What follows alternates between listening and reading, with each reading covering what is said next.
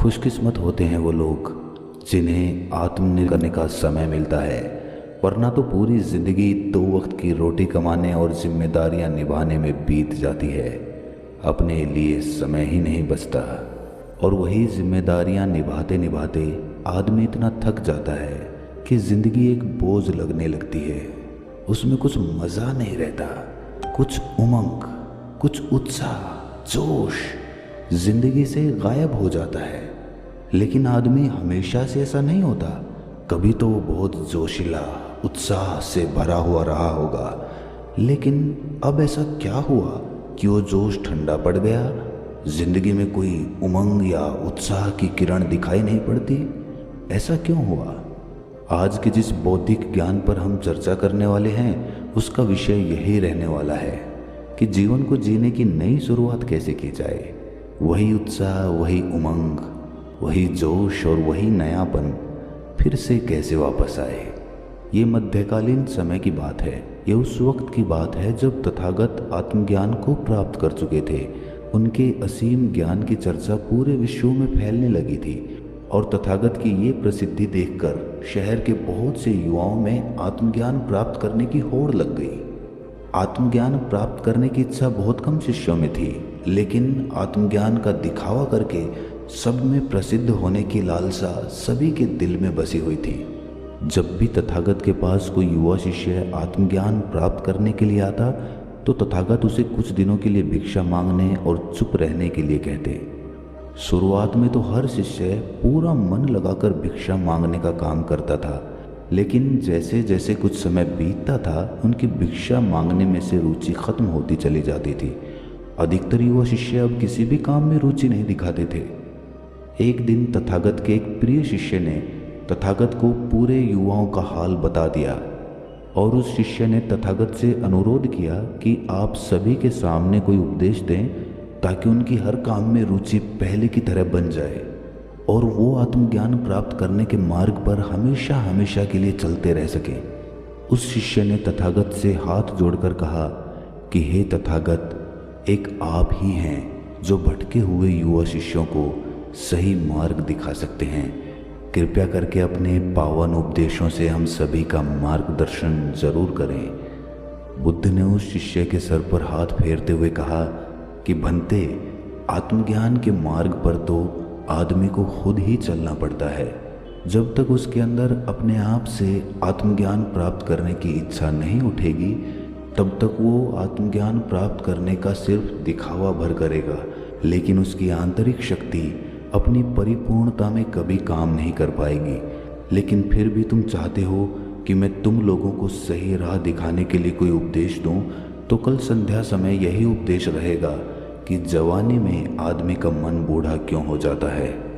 अगले दिन संध्या समय अपना उपदेश शुरू करते हुए तथागत ने एक युवा शिष्य से पूछा कि रास्ते में चलते हुए अगर तुम्हारे पैर के नीचे कोई सांप आ जाए तो तुम क्या करोगे?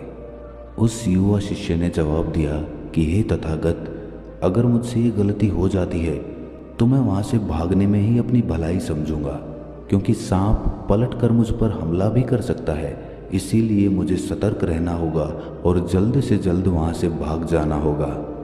तथागत ने सभी शिष्यों को संबोधित करते हुए कहना शुरू किया कि जिस प्रकार जंगल में एक हिरण अपने प्राणों के लिए हमेशा सतर्क रहता है, उसी प्रकार एक शेर उसका शिकार करने के लिए पूरा सतर्क रहता है।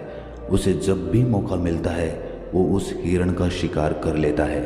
तो यहाँ पर जिसकी भी सतर्कता कम होगी उसे अपने जीवन से हाथ धोना पड़ेगा। या तो हिरण मारा जाएगा या फिर शेर भूखा मर जाएगा। मज़े की बात यह है कि उस शेर और उस हिरण को प्रतिपल सतर्क रहना होगा।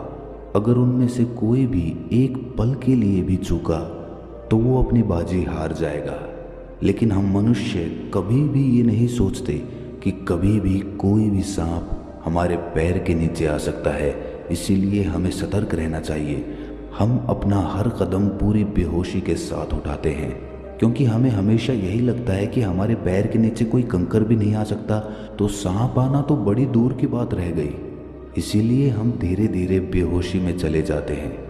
तथागत ने अपना उपदेश आगे बढ़ाते हुए कहा कि जब तुमने बचपन में चलना सीखा होगा तो तुम सब ने एक एक कदम बड़ी होशियारी, बड़ी सतर्कता और बड़े होश पूर्वक रखा होगा। लेकिन जैसे जैसे तुम चलने में माहिर हो गए वैसे वैसे तुम्हारा चलने पे से ध्यान हटता चला गया और तुम बेहोशी में चले गए। अब जीवन में कोई भी कदम बढ़ाना तुम्हारे लिए सतर्कता नहीं रहा। अब साधारण चाल चलना तुम्हारे दिमाग के लिए एक आदत बन चुकी है और उस आदत को दोहराने के लिए आपको सतर्क रहने की कोई ज़रूरत नहीं पड़ती। इसीलिए आप धीरे धीरे बेहोशी में चले जाते हैं। अधिकतर लोग जब जीवन में एक ही प्रकार का कार्य करते रहते हैं तो धीरे धीरे उस कार्य में से उनका मज़ा ख़त्म हो जाता है। अब उस काम को करने में उन्हें कोई रस नहीं आता, बस वो आदतन उस काम को कर रहे होते हैं। और इसी वजह से हमारी ज़िंदगी के ज़्यादातर काम आदतन होने लगते हैं जिनमें कोई रस नहीं रह जाता और धीरे धीरे हमारा ज़िंदगी में से रस ख़त्म हो जाता है। कोई जोश, कोई उत्साह, कोई उम्मीद दूर दूर तक नज़र नहीं आती है। हम सांस तो ले रहे होते हैं लेकिन अंदर से पूरी तरह से मर चुके होते हैं। तथागत ने सभी शिष्यों से सवाल किया कि अपने जीवन में अगर एक ही काम को बार बार करना हो और फिर भी उसमें रस बना रहे, उसमें सतर्कता बनी रहे, उसमें एक उत्साह हो, जोश हो किसी भी काम को करने में, चाहे वो काम हमें 1000 बार ही क्यों ना करना पड़े, तो वो किस प्रकार संभव हो सकता है।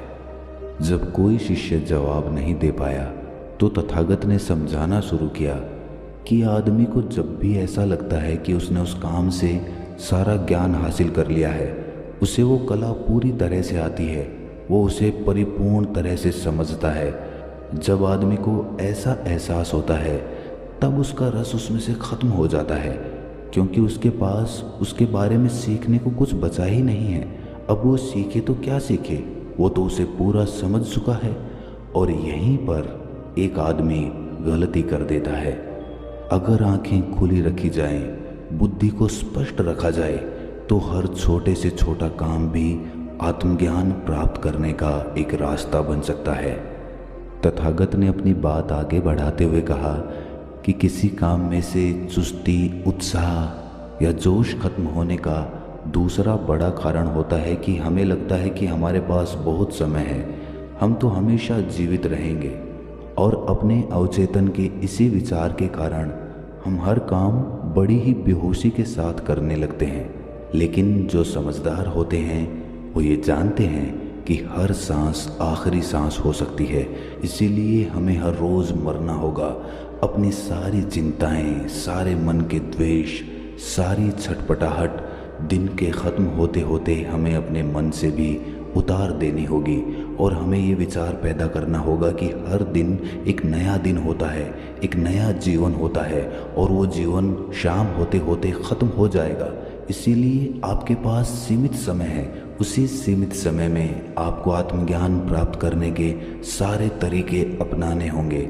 आप उस आत्मज्ञान को पाने के लिए गैर जिम्मेदाराना नहीं हो सकते, क्योंकि वही जीवन का असली निचोड़ है। उसके लिए हमें चुस्त रहना होगा, हर दिन को जीना होगा, हर सांस को भरपूर तरीके से जीना होगा और ये एहसास करना होगा कि हम चाहे जिस काम को भी करें वो काम अपने आप में बिल्कुल नया है। चाहे हम उस काम को बार बार ही क्यों ना करें, लेकिन हमारी चेतना हमेशा नई होनी चाहिए। उसमें एक नयापन, एक ताजगी, एक उत्साह होना चाहिए। तब हमारे जीवन में परमानंद का उदय होगा। ऐसा आनंद जो निरंतर है, जो शाश्वत है, जो कभी नहीं मिटता, जो किसी चीज़ से बंधा नहीं होता। और जब हम निरंतर उस आनंद का एहसास कर पाते हैं तब हमें पता चलता है कि आत्मज्ञान का रास्ता कौन सा है, हमें किस रास्ते पे आगे बढ़ना है। फिर आपको किसी से कोई सवाल पूछने की ज़रूरत नहीं रह जाएगी, फिर आपको कोई वीडियो नहीं देखनी होगी। बस अब आपको आपका मार्ग मिल गया। अब आप निरंतर 24 घंटे अपने आनंद में रह सकते हैं, किसी काम को करते हुए भी या खाली बैठे हुए भी।